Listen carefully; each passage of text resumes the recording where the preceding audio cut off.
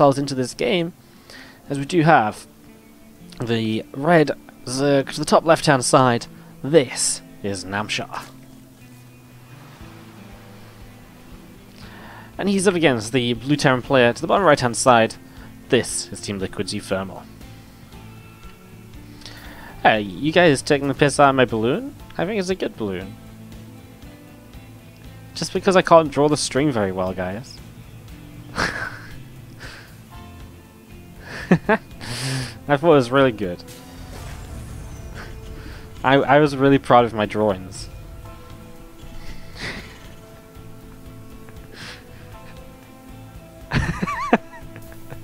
Amazing. Alright guys, this is game number 1 of uThermal versus Namshar.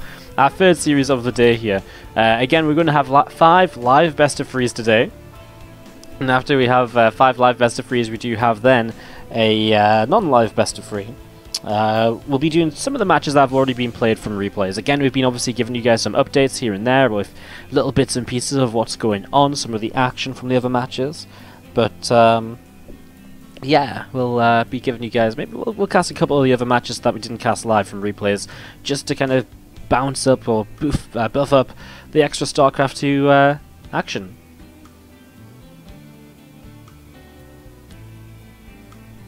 So, yeah, awesome. Just lots of action today. I'm also going to be casting the WardiTV Star League Europe later today with Rifkin.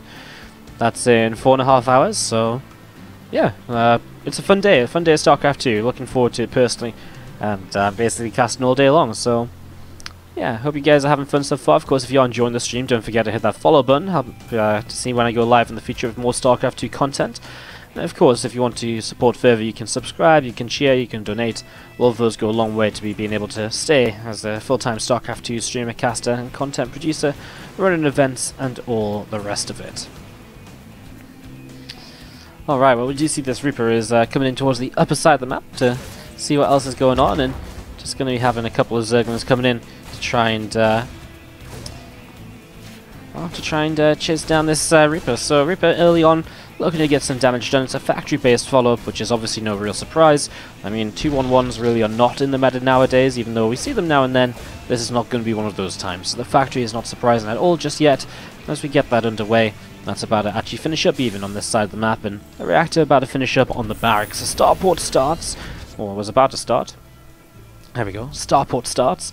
Factory is about to jump onto the reactor, and Marine is out. I mean, again, very, very standard stuff so far. No real surprises, nothing really too crazy to begin with here.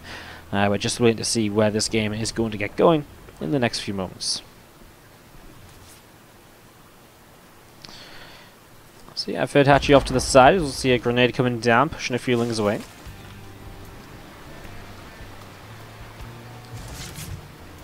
And we are going to be having the Queen coming up in the main base. Just extra Queens, extra defense here early on for Namshar. I mean, really, in these first 3.5 minutes or so, it's not really been anything all too crazy at all.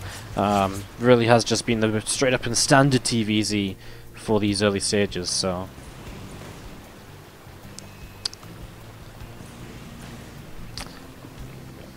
Reaper continues to move around a little bit. Viking and Cloak Banshee is on its way up as well, so uThermal. Looking at, again, I mean, for TVZ, this is just super standard, super normal, really nothing crazy at all. Why don't we take a quick look at the PvP that's going on right now quickly in the picture-in-picture. Dante's making an attack which could actually break Petit Drogo here. He's just killed the Immortal with his own Immortal still alive. There's some sentry-on-sentry action currently coming down. The shield battery is currently not really holding on. And Dandy might be about to take game number 1 against Drogo. He was doing fantastic in this game, by the way. He had such a huge worker lead. He'd killed so many probes early in this game. But Dandy evens up and takes a lead himself. Very impressive stuff from Dandy. That game will continue. Again, we'll give you guys updates from that as it happens. So looking forward to more of that as we continue along. Hellions, though, as you dive back into this one, are roasting away at a few of these drones. 8 workers going down, and Namshar is already taking a bunch of damage. So a lot of damage being dealt here. 10 workers down. Queen's coming in from a couple of different angles, and they will be able to pick their way through quite a lot of these Hellions eventually, but it has taken some time, and that's one more drone as icing on the cake for uThermal. 12 workers killed early in the game. going into bio behind this, and we'll see if Namshar can recover from what is really some very early losses. No actual Banshee came up here, it was just a Liberator. The Cloak was a fake out to try and force some Spore Crawlers, etc. So for now, uThermal puts himself in a good lead. He's been killing Overlords with this Viking as well. There's going to be a second Overlord kill. Thought it might have been more. He may not get it though. Transfuse will come down, and that Viking now will just have to run on away.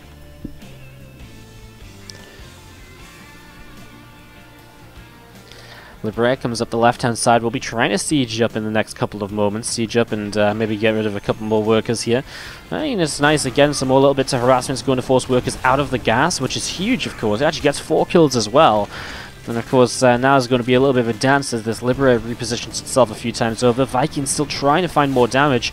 I mean, just even wasting transfusions. I mean, it's not wasted, right? But, I mean, there's the kill. But if this was a transfuse instead, that's still a benefit for uThermal, because there's one less transfuse to fight against later in the game. Again, Stimpack finishing up shortly. 1-1 upgrades continuing through here for uThermal, and that Siege Tank is about to be popping out with a Baneling Nest coming down as well for Namshar in the natural expansion. So all of this setting up right now for Namshar, as we are going to be seeing the, well, the game just kind of taking a moment or two. So let's again jump back to that PvP where action is just kicking off once again. It's this big push from Dandy once more. He's actually attacking without a +1 attack upgrade, but he does have just so many more units, and that looks as though it might just be the difference right now. His immortal count is the same as Drogo's. There's a cannon and a couple of shield batteries, but the shield battery is out of energy, and Drogo's going to have to micro her, you know, for the life of himself here, because he has really not got a lot to go for. And I don't think the +1 attack upgrade is going to be saving Drogo this time around. The Warp Prism micro is good in the back side of this, but that really is about it. And it looks as though Dandy is going to pick up game number 1 against Petit Drogo. Again, Dandy showing us some competitive play here today, showing us some games where he's picking up wins. Well, we're going to be seeing these couple of siege tanks moving forwards, and they are going to be sieging up on this side of the rocks. Queen's coming in to try and get a little bit of damage done, as we are going to be seeing what they can get up to in the next few moments. Obviously trying to do a little bit of damage here. A couple of corrosive bars coming down. Doesn't quite connect on all of those siege tanks, so we're going to be seeing, again, some good damage being dealt. The Queens still transfusing each other a little bit, and uThermal able to get away with one of the tanks as well, keeping it safe. So a nice little bit of pressure there as we get ready for our next little part of this game. Obviously into the mid-game now, the pressure will continue to ramp on up, as we do see these few Marines, the tank and the medevac moving around over towards the left-hand side here. A lot of Lings actually going to be coming in, and as those Lings come in, they actually get shut down pretty quick, as we are going to be seeing the few Ravagers working their way through those rocks. So rocks taking a little bit of damage, medevac's loading up again, uThermal continuing to drop around the map for now. Meanwhile, we see Namshar going in towards the Hydralisk Den and an infestation pit to continue onwards. So Infestation Pit and a Hydralisk Den coming down at the moment. Is still uThermal trying to poke in over to this left-hand side, trying to fight against those Queens a little bit. As we are going to be seeing those rocks cleaned out, so that doesn't happen again. Ling run by. We'll start to get a few of these worker kills right now as well, so starting to do some damage here. I mean, that's 8 workers down and more Lings streaming across the map. uThermal might be in some trouble, because he isn't making much progress with the rest of his army either. There's quite a few Marines, and I think actually enough Marines to defend, but the third base is maybe the biggest issue, because there's nothing over here at all, and uThermal is falling apart in terms of these workers, man. I mean, that's 19 workers lost. That's huge damage dealt. At least he saves the siege tank. Finally, these workers pull away. 20 workers killed, though.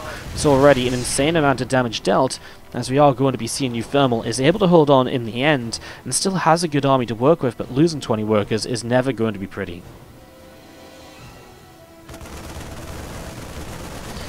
Queen gets picked off, and another's going down as well. uThermal is going to be continuing to gather units together. More Banes coming down the right-hand side to try and come through and to bust and just to keep these run-bys active.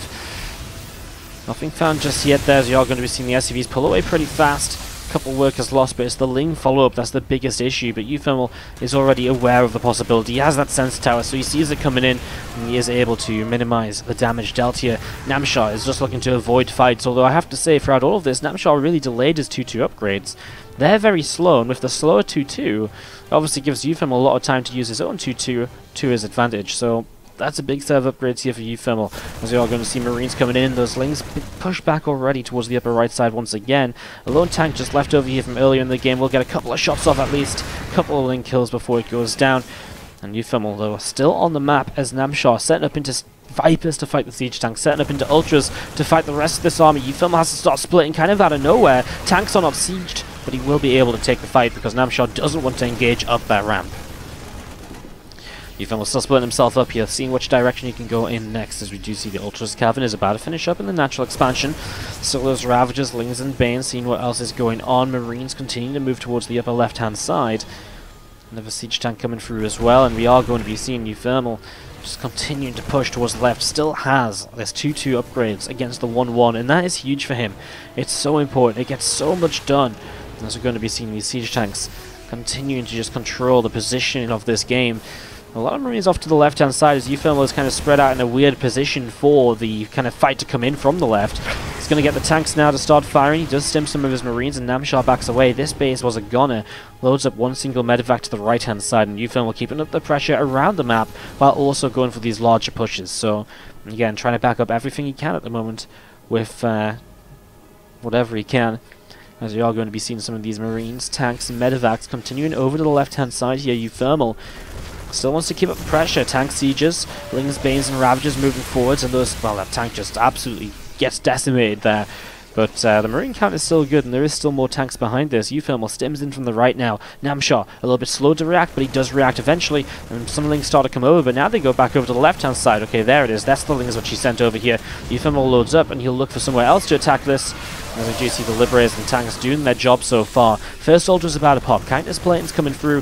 How much more can uThermal do before these Ultras come onto the map? I mean, actually, there's already a few Ultras that are here. Obviously, these Liberators will do a lot to help out, and Kindness Platings just now about to finish, so it's the time when Namshar maybe wants to start taking fights.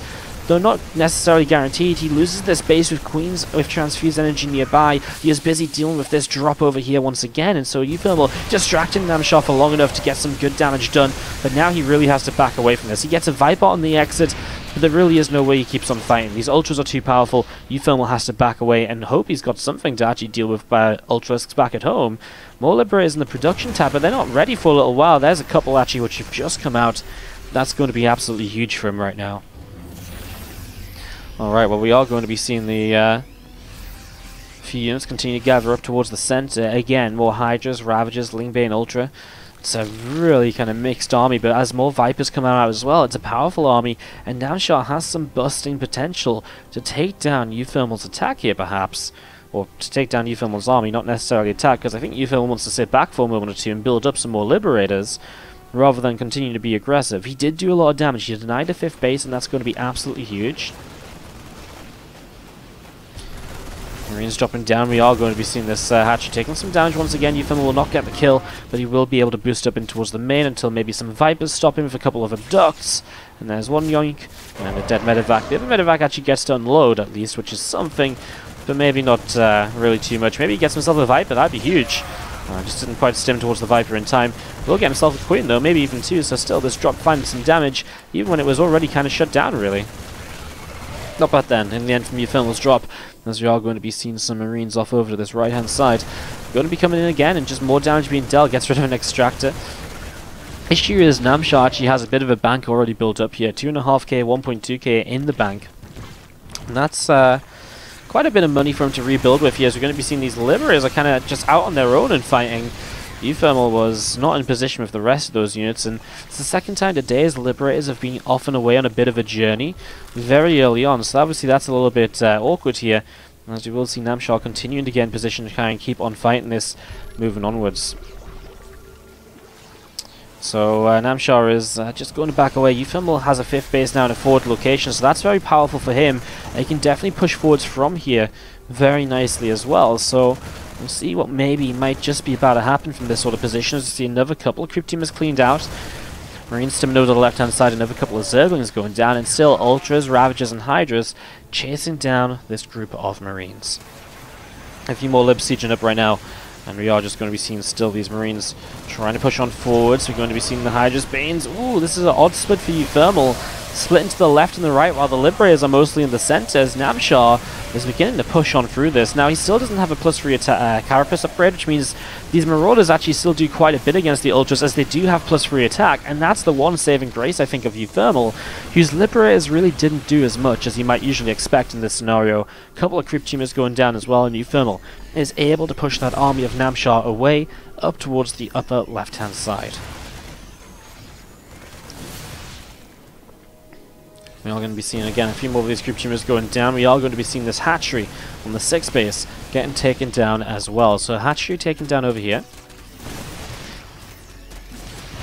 That Marauder getting constantly healed through this attack so far, as again the Hydras, the Ultras, the Ravagers all gathering together. These Vipers are getting themselves full of energy as well. A couple of Libs do siege up, and again I push over towards the left-hand side.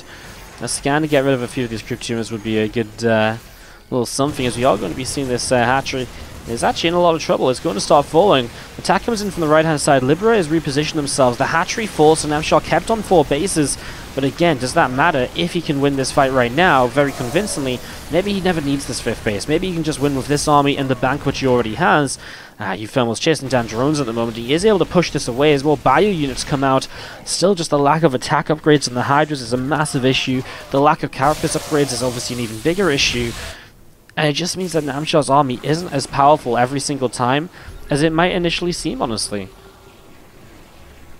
I'm just going to be seeing him continue to kind of build up a little bit more energy here on those Vipers before attacking again. The Hydras come forwards. They'll probably get these Liberators pretty quickly, but the Concave of Terran is just insane. There's so much here. And uThermal is able to once more push Namshar back a little bit further towards the upper left side. A few more units begin to unload, and we are going to be seeing this set of bio still pushing away on this 5th hatchery here. In the bottom right, a small run by shut down by siege tanks, which are actually trapped in. So that actually might be useful for uThermal, because now he might realize that these tanks are trapped and that he needs to get them out of there to actually be part of these fights. Another council on the left-hand side. Namshar struggling to continue dealing with this at the moment. He really is. And as you are going to be seeing, finally, he cleans it up, but the base goes down once again. So many more Ultras through the center here as they're going to continue to come on forwards. So Ultras continue to push on through, and we are going to be seeing uThermal just escaping with what he can. Suddenly, uThermal's army supply is not looking all too pretty. Ultras in the center, Planetary Fort is trying to be repaired. These siege tanks are just not part of these fights, and that is such a huge issue. uThermal loses his 5th base now, and both of these players are going to be absolutely drained of money, in all honesty.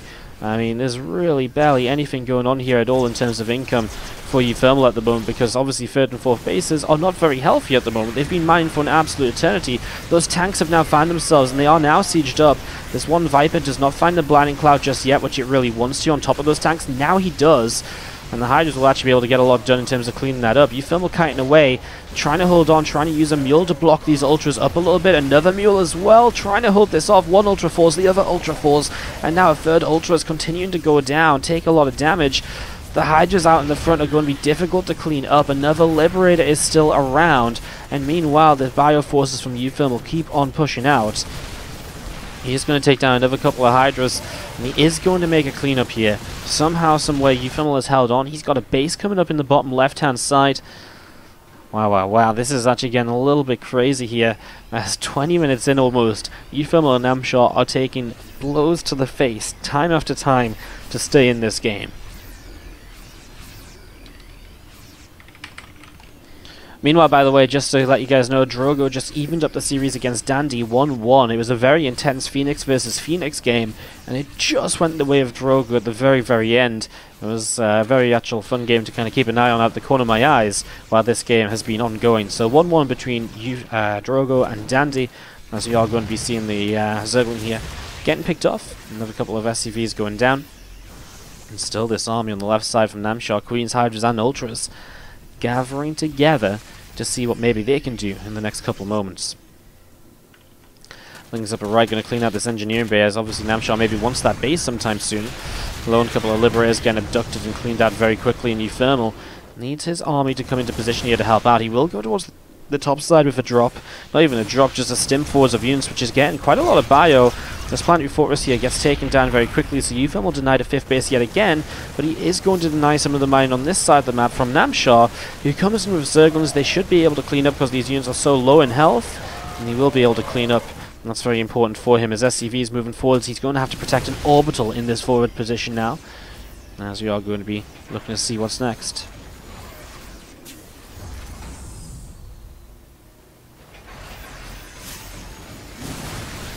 Just going to be seeing these couple of ducks forwards, the Liberators getting pulled around here, as we are going to be seeing them continue to back away. uThermal still trying to hang on. Some Vipers getting taken down in this mess. The Orbital is going to start falling. The SCV count is taking some hits as well. Orbital again continue to have to just back away here for the moment. A few Lings on the right hand side. Suddenly 45 SCVs have just disappeared from this game because Namshar has been able to keep up the pressure and to keep things going in his favor. And now with this 5th base on the left hand side established, Namshar has the income remaining to really make a difference in this game. And this really was the the tipping point here, getting this 5th base up. Incredible game between the two of them though, just action from the very first minutes of this. It really has been absolutely intense from the very start. As we're going to be seeing these bad units setting up together, and we are going to be seeing them getting ready to push up this right hand side to try and get a little bit more done. Lingbane Ultra continue to gather up from Namshar. He's got some more units to the center of the map as well. Lingbane Hydra Ultra. All of these units just trying to keep on breaking through uThermal's positions here. And as uThermal drops a couple of mules, his base will go down and he's going to have nothing left over. Namshar takes game 1 of this best of 3. Namshar versus uThermal. To the top left hand side, this is the red Zerg player. This is Namshar. Up against the blue Terran to the bottom right hand side from Team Liquid, uThermal. So looking to see what will happen here as we get set up into game number 2.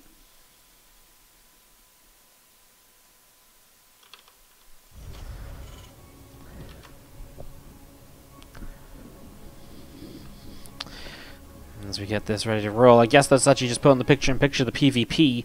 It's force fields here initially to try and help Dandy defend as he shades up the ramp, and he is going to try and fight against those shield batteries. He says Immortals really need to try and get over the force fields, but that's the issue. He's having a lot of trouble getting over there, and Drogo, so far, is making a defense, and the Warp Prism of Dandy gets killed, and that is probably the end of the attack. And that looks as though Drogo has indeed held on over in that game number 2. Against Dandy, so that continues, but Drogo looks as though he may very well, sorry, game number 3, Drogo may very well be able to take the 2-1 there.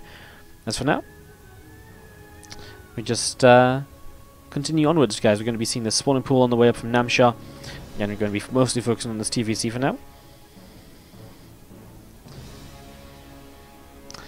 And just have this Overlord coming off over to the right hand side to, again, have a little bit of a look to see just what's up. Looking to see if you can find anything here. Reaper on the way initially from uThermal, nothing crazy with this expansion on the way down. It is a spawning pool first, something uThermal will identify with this first SCV coming forward, so able to just see, okay, spawning pool first, need to be careful of maybe a couple of adepts running around the side, for example, or something along those lines. So that's some okay information there, as we are going to be seeing the link speed on its way up. So link speed coming through, and we do see the Reaper of uThermal is moving off over to the right hand side as well. And we do have command center, factory, a reactor, all on the way down here from uThermal. So all of this continues setting up as these couple of Zerglings from Namshar continue to come down to the bottom right hand side to see what they can get up to next. So a couple of Lings from Namshar still trying to see what's going on, going to try and grab a little bit of damage here on this SCV. As you are going to see that Zergling going up the ramp is going to get taken down. Again, just looking for some info here in the next few moments.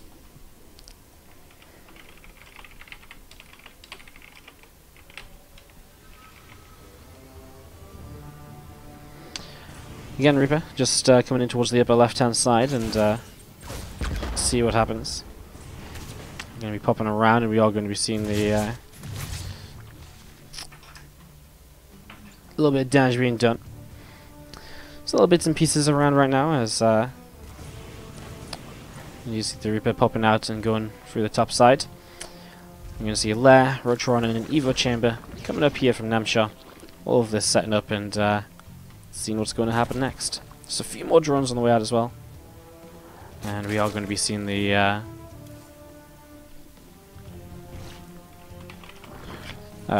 setup continuing. Sorry, I was just dealing with something else on the other screen, guys, in the meantime. Apologies for that. Just going to see this grenade goes down, and the Reaper continues to move around through the top left and seeing what else is happening. A lot bits of damage, and he sees the lair, but it's again not super aggressive lair. What's more concerning is the 4 Hellions, which just dive in towards the natural. No link speed here, so these are not going to be easy to clean up, and even if you target down one of these Hellions, which is already low, I mean, it still frees Hellions, which can just roast away at so many drones in the meantime. And that's going to be the issue here, so we're going to be seeing a few more drones continue to get targeted, and we are going to be having the drones continuing to take quite a bit of damage here. 5 workers killed. Only 5 workers, though. In the end, that's not so bad. And although coming in over here, this Reaper has actually picked up a couple of kills. So that's 7 workers killed off, and just gets that 8th worker as well. uThermal is actually going huge. This Reaper has 5 kills on it. Don't think it's going to get out of here. As we are going to be seeing, this Reaper is continuing to come around the upper left side, and seeing what else is going on. Doesn't quite get itself in towards the pick off there of that drone. But still just keeping up the pressure, and does have an exit to the right side. I didn't think that Reaper was going to live, but it does. And so he is able to stay alive right there.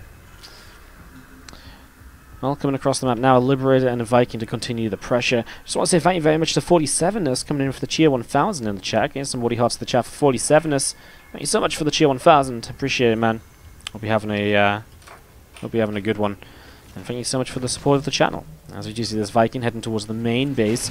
Liberator sieges up over here, and a few drones are starting to go down, but the Queen's able to push that Liberator away.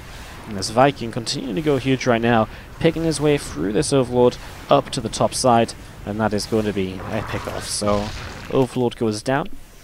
Now the Viking going to jump down and land here to start working its way through this hatchery on the 3rd base. So hatchery taking some damage on the 3rd. Once again, we're going to see the Queen, and the Zergling's able to pick off that Reaper. And again, double Evo Chamber and the Roadrun from Namshar just set up at the front, as the Viking is continuing to kind of move along and get a little bit more done. A couple of factories on the way down from uThermal as well. Hellions and Cyclones gathering up just out the front here for now. A 3rd CC from uThermal has landed down in position to the south side. Namshar's 3rd base is so delayed here because he's been building up in towards that kind of roach base style, so the fact that uThermal already has its 3rd CC up is obviously fantastic.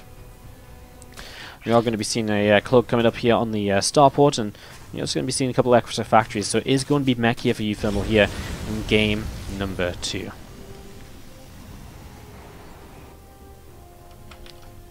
I mean, Namshar comes across the map with some roaches right now, and there's only Cyclones, but the Banshee, of course, will be a massive help against roaches. And as long as it gets over here and starts to fight ASAP, the sooner it starts fighting, the more it can pick its way through those roaches before they get too much damage dealt.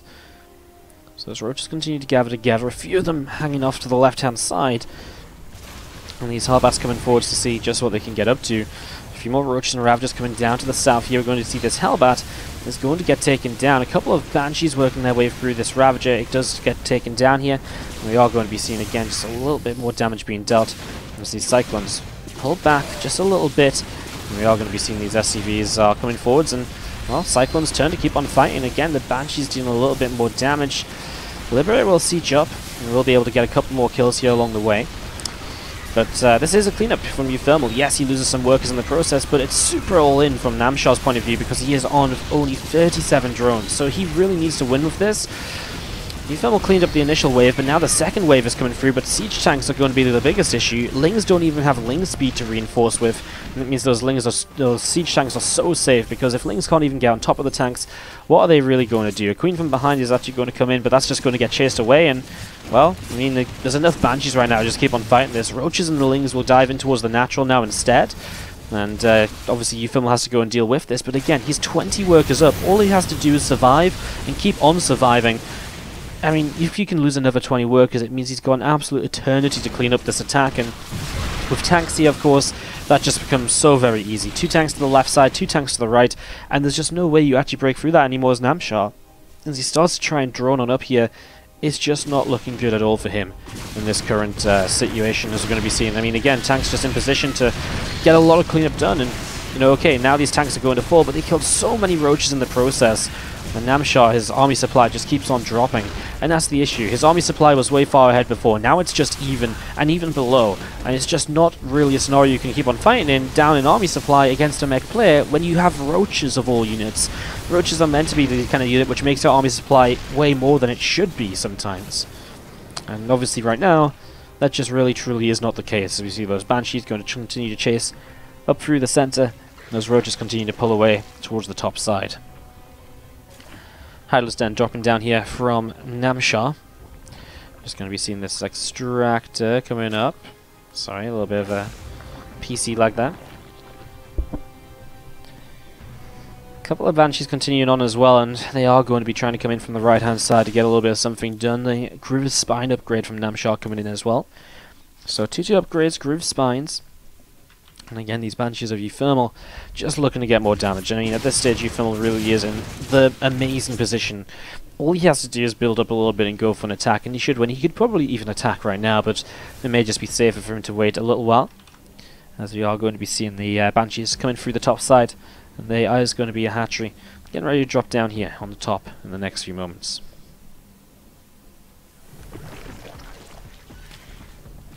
Creep Timmer gets placed here from Namshar. And we are going to be seeing just this hatchery continue to come along. Couple of medevacs, the tank and the Vikings from uThermal continue to set themselves up, and we are going to see this siege tank of uThermal does get sieged. Again, a couple of Vikings sat over to the left side here, and just looking to see how that will go. Groove Spines coming through from Namshar.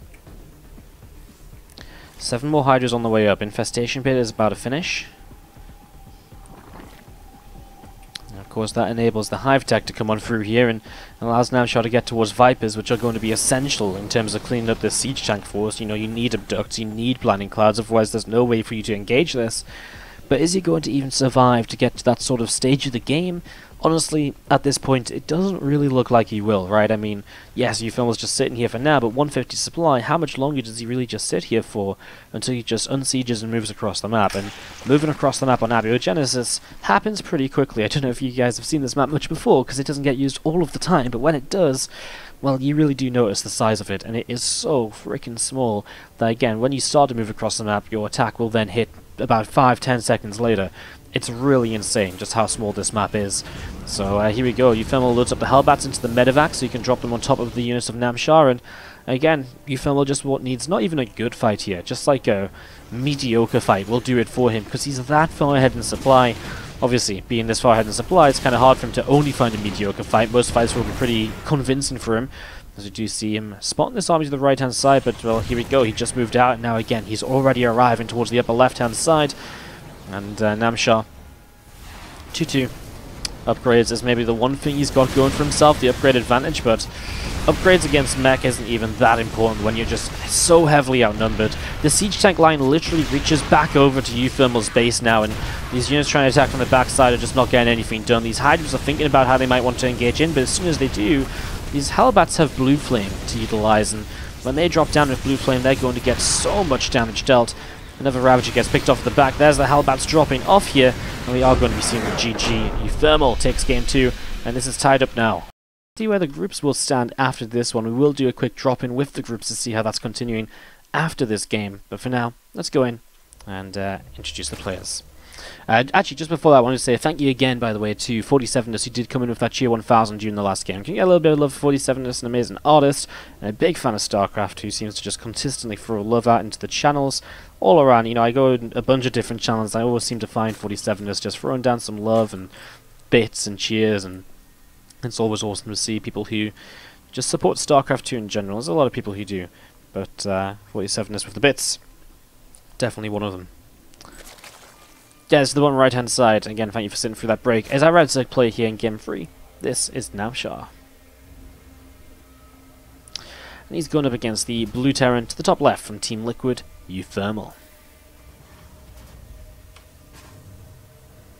Again, how's everybody doing in the chat today? Let me know what's up. As we only have one game going on at the moment, I have a little bit more freedom to maybe look at chat and to talk to you guys a little bit.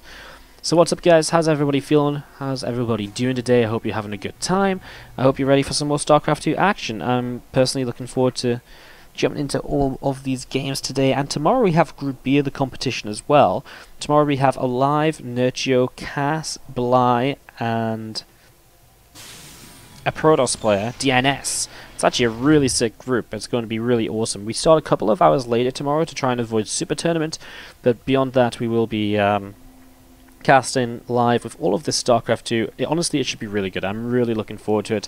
It should be pretty awesome. So make sure you tune in tomorrow for Group B. We'll start 2 hours later, but we'll have all of the same awesome StarCraft 2 action once again, which is what it's all about. And of course, we continue the WardiTV Invitational number 3 with Sneak Energy next week, with Group C, D, and the playoffs day after day after day. So that's what's going on. That's our plan. And yeah, I hope you guys all enjoy. And I'm personally loving our new format that we've kind of picked up for events here, which is rather than the 4-player round-robin groups, the 5-player round-robin groups. Means that we just get even more StarCraft 2 action. Because again, after the live matches today, we will go into a few of the matches that were played off-stream on Cast Those from Replays, just to give you guys even more kind of StarCraft 2. Again, that's what we're all about here, giving you guys as much StarCraft as possible. As we do see this Reaper hopping up to the high ground, hopping around here to see what's going on. And what's up, Darius? How you doing, mate, with the cheer 50 in the chat? Hope you're doing well. Thank you very much. Appreciate the cheer 50. Thank you very much. Indeed. Reaper throws down a grenade, Queen gets blasted around, and the Reaper just going to be hopping back down. I mean, very early kind of standard pressure so far from uThermal. His reactor at home, the factory is going to lift up, and the starport is going to be dropping down as well in the main base. Orbital is morphing in as well in the natural, and again, as the third hatchery comes on up, we're looking at everything being standard and regular so far on each side of the map. Just waiting to see the sort of direction each of these players is going to be taking us in terms of their build orders. You know, is uThermal going to throw us in towards some kind of crazy 2-base attack? Is he going to commit to Hellbats? Is he going to go bio or mech? There's a lot of possibilities there as this Reaper hops out of the main base and off over to the left-hand side.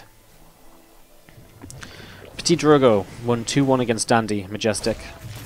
As we do see this Reaper coming back in, will get itself a Group Tumor kill, so a nice little pick off.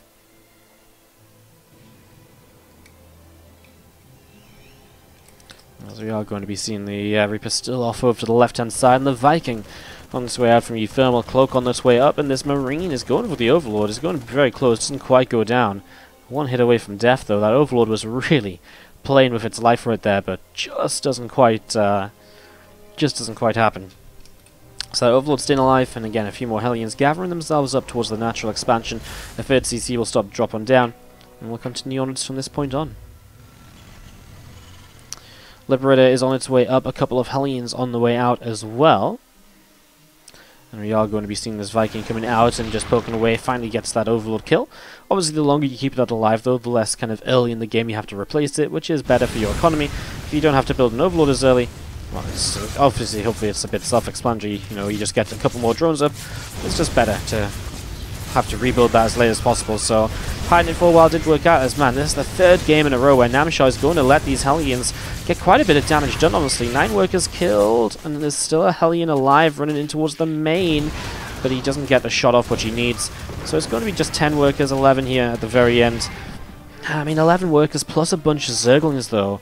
uThermal definitely comes out of this in a strong position, and game after game he goes for this very common follow-up with the Liberator, with the Viking, and he is once again going to go into mech. He is going to go in towards a couple more armories, he's going to go into a couple more factories. This mech style coming up here on Catalyst is so powerful, by the way. I mean, it's another smaller map, and yes, okay, it's not as crazy small as Abiogenesis, but it does get a lot smaller as the game goes on. If you take the 4th base here as a Terran, suddenly you're talking about really like a, you know, almost like an Abiogenesis natural to 3rd base kind of setup. So it's another map where playing mech can be very powerful. It's also similar to Abiogenesis in the sense that it has very limited number of pathways on it, and so it's very easy to hold your bases as a meching player. And that's where kind of the strength really comes from. So, mech once again here from uThermal. Let's see if he'll find some success. Obviously a very different game from Namshar. His third hatchery was much more on time this game. He didn't cut his drone count to go all in or anything. So, this time we actually get to see Namshar playing a bit more of a macro-focused game against uThermal. We'll see exactly how that plays out in the next few moments. Is this game live? Yes, this series right now is live, and our next 2 series will be live as well. again, the only reason we're going to be casting replays is because it's a 5-player group. We'll be having 5 matches played live, and as those 5 matches play live, the other 5 matches play during the other 5 matches, right? So 2 matches play at a time. We cast 1 match live at a time, and of course, then eventually we just have some replays just to kind of give you guys some extra StarCraft at the very end of the day as well. So that's what's going on. As we do see these Hellbats continue to move on through, we're going to see a drone or 2 getting picked away at, and these Hellbats really starting to pick up some potential damage here, actually chasing those drones a little bit. Namshar with some more roaches on the way out, obviously very well aware of the fact that this is going to be mech at this stage, of course. I mean, there's no real reason for it not to be if there's even more Hellions showing up at this stage. A couple of 4s coming out as well. Now siege time production to deal with the roach count. Namshar shouldn't really be able to get too much done in the foreseeable future. Also want to say thank you very much to Rob Afari coming in for the Cheer 100, saying good afternoon Wardy. Good afternoon Rob, how you doing today mate? Thank you for the Cheer 100 as always, and welcome to today's stream. Hope you're having a good one. A couple of 4s on the way across the map with the Medivacs, of course, to try and harass, and this is one of the ways which really allowed Terran players to play mech more successfully in the last 6 months or so. The ability to 4-drop is something which is able to, you know, come around, and he's going to be able to pick away at a few of these hatcheries. It forces units, it forces a reaction. It doesn't just let the Zerg sit and do whatever they want until maxing out, which is what mech kind of used to let Zerg do. Nowadays there's so many ways to harass as he even gets the 4th hatchery kill, and that's his something which is kind of nice here. As we're going to be seeing those couple of 4s continue to come back up to the top side. Just 10 workers. Well, I mean, losing 10 workers to the Hellions initially is obviously, it's not nothing, right? But it could be a lot worse if the micro isn't good, and of course, 10 workers for 4 Hellions is a little bit Terran favored, but you're still losing 4 Hellions. It would be worse if he wasn't playing mech, because then you lose all your map control. But as you lose, well, I guess it was 6 Hellions this time, right, initially, so I feel like losing 10 workers for 6 Hellions is actually a lot of the time not too bad. It's definitely something you can get away with. Obviously, it's ideal to lose none at all, but if those Hellions do get picked off and killed off, for the 10 workers, you're generally not too bad a position. It's, again, obviously it's not ideal, but the idea of saying just 10 workers is because it could be so much worse, and so on, so just going to be seeing a couple of creep tumors getting picked away at here. The Viking in the center of the map as well. Just sent around as we see the roaches and the hydras continue to gather together. Namshar continuing into this anti-mech style. His hive already on the way up. And a 4th base is just coming in the center of the map here from uThermal.